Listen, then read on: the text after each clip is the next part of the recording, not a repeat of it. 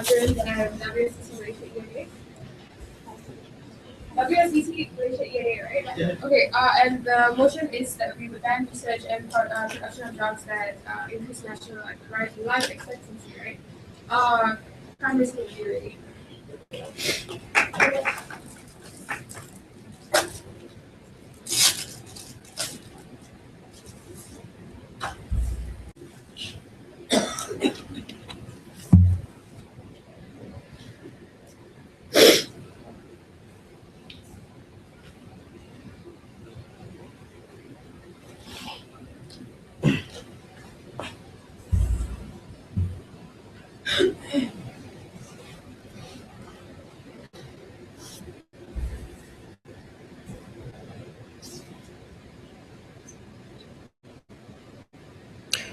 Madam Chair, we think in a society when we have profit-oriented organization that they do not consider the interest of the whole society, it's important for a state to take an active stance to control and act as an arbiter.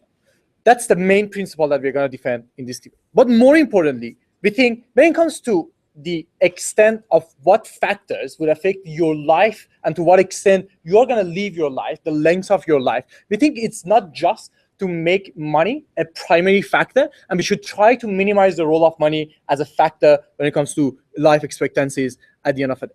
We think there are two reasonable assumptions that we can make in this debate. Firstly, we think that there is a possibility of this drug being developed in the process of research and production, but we don't think it's reasonable to assume that this product can enhance the quality of your life, meaning that it cannot reverse the aging process, but it can keep you alive, but it cannot necessarily make you live as a 20-year-old for the rest of your life. The second assumption that we think is reasonable to make is that these drugs are going to be reasonably expensive at the end of the day, because they have to spend a lot of resources and infrastructure, and it's going to be hard to develop these drugs. So only people who are super rich and can afford these drugs would have access to these drugs. So the drugs are not going to be mass produced inside the society.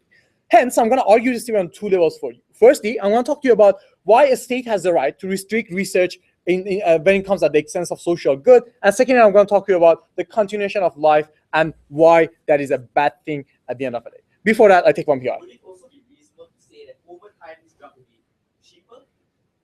We don't think it's going to be reasonable for this drug to be cheaper, because these people make these drugs and they go through all these hardships to enhance it. But even if in the future the drug is going to be cheaper, there are going to be significant short-term harms that would inflict your society. We don't think it's going to be reasonable to assume that rich people would allow that thing to exist and they would further monopolize the power. If they're profit motivated, they would do anything to make as much money as they can about this particular instance. Even that's the case, we're going to show you the severity of the harms and why the presence of this drug is going to be harmful in its nature. First argument. We think when it comes to state restricting research, restricting research, we think this instance, firstly, the reason that we are going to tell you is that because the state is the one who has to deal with the consequences, right? Because it comes at the consumption of resources and the rare resources that a state has. When have we done this thing at once? Sit down, please.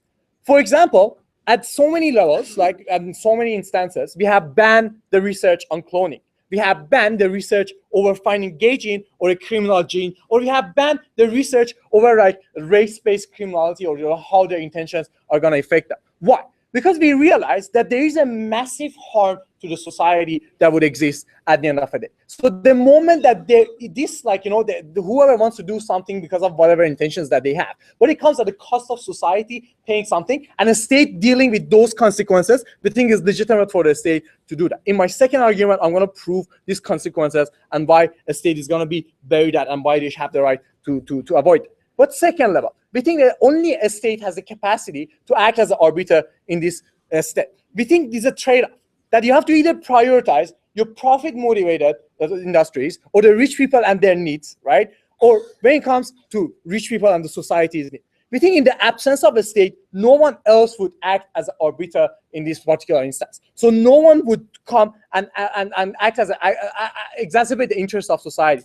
For instance, when it comes to environmental laws, we do provide environmental restrictions to rich firms because we think they don't care about it, and only a state can force them to do something good to the society at the end of the day. Second, we think when it comes to the continuation of life, it's not necessarily a good thing.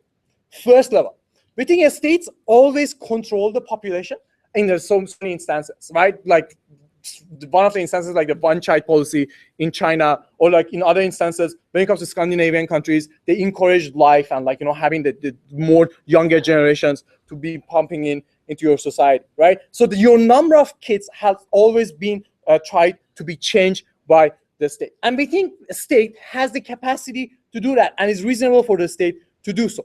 Why? Because the moment that make a decision to elongate your life, it comes at the consumption of limited resources that does not necessarily exist.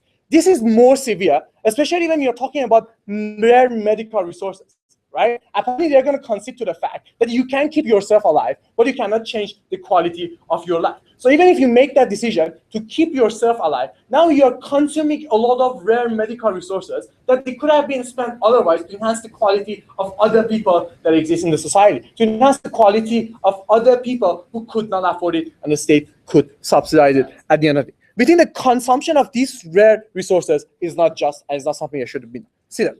Second level, we think death works as a social equalizer, natural death that happens, and it's a legitimate thing to happen, and it's a legitimate to let it happen at the end of the day. We have 4 reasons for it, right? Especially when it comes to rich people in that instance. Firstly, when a rich person dies, we have inheritance tax, right? We have death tax. So the state makes a lot of money in that particular instance. But secondly, the only time that we can audit an account of a rich person is the time that he's dead. So in that particular instance, we can understand who he owes money or how he has accumulated and acquired that wealth. So if that wealth has not been accumulated through legitimate means, then we can track it down and confiscate it and give it back to the society at the end of the day. More importantly, on the third level, we think the moment that you allow a rich person to live longer, you allow the monopoly of power that that person has created to live longer with him at the end of the day. Why? We think this monopoly would die the moment that this person dies at the end. Because most of these relationships are based on interpersonal connections, are based on favors that they have done for each other and now they owe each other. The moment that the person dies, the favor and the interpersonal relationship dies at the end of the day. We don't think if you are friends with a senator is going to be as interested as he's to you, to your son or your relatives that are going to be at the end of the day. The good thing about it is the moment that that monopoly vanished, now it's going to be easier for other people to pop in and break that monopoly to do so. So the social equalizer can happen in that particular instance. Lastly, we think the moment that death happens, the circulation of wealth happens inside your society. Instead of one person keeping all the money that he has, now we have 3 different people who are trying to circulate wealth in 3 different scenarios and 3 different aspects inside the society. With all those reasons, we are very proud to propose.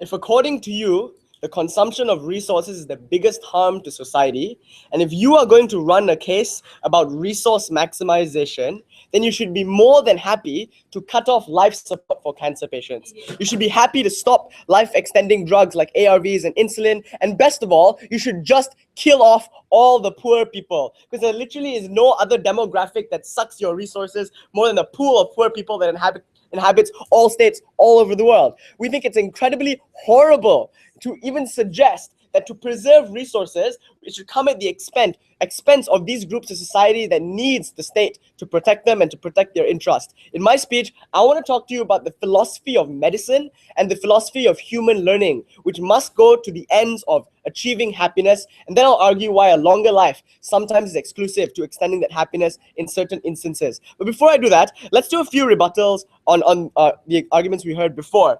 On the idea of resources, you would stop, simply speaking, if you really wanted to maximize resources, you would stop, no thank you, the biggest consumers of resources with the biggest returns. Those are poor people. You didn't get, no thank you, you don't get much taxes from them. They take up most of your welfare money and they suck most of the resources. By your calculus, these are the people that you need to stamp out of society, so resources are there for other people. Then you would stop keeping terminally ill people alive. Because if you're fundamentally operating on utilitarianism, then it's not utilitarian to have poor people or terminally ill people in your society who give nothing back but only take. The reason we decide to, no thank you, support these people is because our society is not a ruthless utilitarian one as Birat would suggest, but instead is one based on ethics, love, and compassion. So even if poor people and terminally ill people don't give anything back, we still see them as wards of the state, and we're happy to sacrifice some of our tax money to keep them around, knowing that the same thing might happen to us someday. But more than that, a lot of people suffer because of the state. Things like institutionalized corruption, racism, anti-Semitism that happens in all far-flung corners of the world mean a lot of people, their quality of life are lowered by living in the communal no thank you society of the state. So if anything, the state shouldn't be taking resources away from you to give to other people. They should be compensating you for the toll that they've taken on your life because of their institutionalized corruptions, racisms, and anti-Semitisms. We think no thank you. It's about time states stop thinking utilitarian and take responsibility for some of the horrors that they've inflicted upon society. We don't think the resource argument is the decision-making calculus of states. But then, is it too expensive? No thank you, because it sounds as if their case is hinged upon exclusivity. Their main problem, no thank you, with our drug is that only rich people will be able to buy it. Sure, Evans POI was very clear in telling you, lots of drugs start off expensive because, yeah, research is expensive, but things like licensing, no thank you, and drugs becoming generic in lots of countries made our ARVs, which were incredibly expensive in the States, now incredibly affordable in places like India because of licensing and things like that. No, thank you. Natural competition incentives, when GSK and all of its competitors start making the same drug and selling them at lower prices, will naturally lower the prices. We anticipate competition. And just a business strategy of trying to sell it to more people will mean there's an incentive to try to decrease the amount of money in research and make it cheaper. No, thank you. If should all of that fail, we are happy to use state resources to subsidize these drugs if it means better access for everybody. And I'll tell you why that access is important. Now, according to them, rich people get exclusive access to lots of things. No, thank you. That's bad. But the truth is, they get access to lots of things anyway. Rich people have always in your societies gotten better drugs, better treatment. If you wanted to be true to your principle against rich people's exclusivity, then you would ban private hospitals. You would ban expensive drugs that only rich people can get. So we think that the whole idea about monopolies increasing for monopolies, literally, this is not an immortality drug. You're not going to stay alive forever. We think at a point where you're going to live 6 or 7 years more, that's not going to be significantly harmful for your monopoly. But not only that, we think that if these monopolies were truly harmful, then we would have banned them anyway. State monopolies that were rightfully, if you rightfully got to a position of power and you want to keep it for another 6 years, why is that bad? Now let me talk to you about the philosophy of medicine and why life expectancy should be increased. Before that, yes, ma'am. Okay, if there are limited resources, 2 people are both about to die. One of them is old and decrepit, and one of them is young and hasn't lived a long life. You can only save one. Which one do you save? Look, the state should never have to make the false dichotomy calculus in that sense. If there isn't enough resources for everybody, then build new infrastructure to optimize resources. Find some other way. But distribution of resources should never come at the expense at any part of the society. We maximize always who gets there first and our immediate concern rather than future concerns and hypothetical situations like that. Let's talk about the philosophy of medicine. So what is the purpose of having medicine in society? At its barest form, things like ARVs and chemotherapy have always looked to extending the life of HIV victims and cancer patients. Insulin is given to diabetics so that they can live normal lives and live fuller and longer lives. All the drugs we have on the market now, primarily in its barest minimum function, is to extend life. So that clearly must mean there is some benefit to doing so. Not only do they do that, they give you a better life because there are pills that make you better at golf and cosmetics if that's important to you. But the barest minimum is to extend your life. So why is it a benefit then to live life longer? We would argue to you that the purpose of all human knowledge is happiness, or eudaimonia in Plato's book, or Jeremy Bentham's maximization of happiness. So now we must ask, why is a longer life philosophically exclusive to happiness. We say, sure, no thank you, Mustafa. Each person's view on what the good life is incredibly subjective. If you think at this point that the wealth that you have amassed is enough, that your beauty will fade and so I don't want to live anymore. If you are happy with all that you have and you're ready to accept death, good. You're probably not going to buy this drug. So if people are happy, that's great. But if you want it, if you want our drug, it must mean that it's because you have something that you haven't yet done, or you have much left to do in your life. There are probably unsung songs, unread books. Perhaps young people want to live longer so that they can plan more out of their life and achieve more things. Those are the reasons why a person might want to extend their life. If so, then that should be right. It should be your right to access all human knowledge and technology, whether that means roads, houses, clothes, security systems, to make your life better and achieve happiness, whatever that might mean to you. It benefits you as a person in your own journey of happiness, but it also benefits the people around you, because the reason we keep chemotherapy, cancer patients alive is because your loved ones derive some meaning from having you around, and that's great. Moreover, his problem is that money is such a charm in our lives. Then if you can live longer, maybe you can have more time to reflect upon your life and think about what's truly important. All of this means extending your life has an inherent benefit, but worst of all, let's consider the people that will be taking our drugs. We're talking about old people, we're talking about sick people, and we're talking about people who are chronically afraid of death, who cannot sleep because they're worried they might die tomorrow. All of these people are victims of a very real human condition. The old person, a victim of age, the people who are sick, victim of sickness, and the people who are anxious, victims of death. All of these things are unpredictable and inevitable, and if game theory teaches us anything, it's the unknown unknowns that are scariest to humankind. If we have drugs that can save you from that can make your life better, that can add extra value and meaning, then this is a drug that's meaningful for us to research, meaningful for us to distribute, and meaningful for us to have. Thank you very much.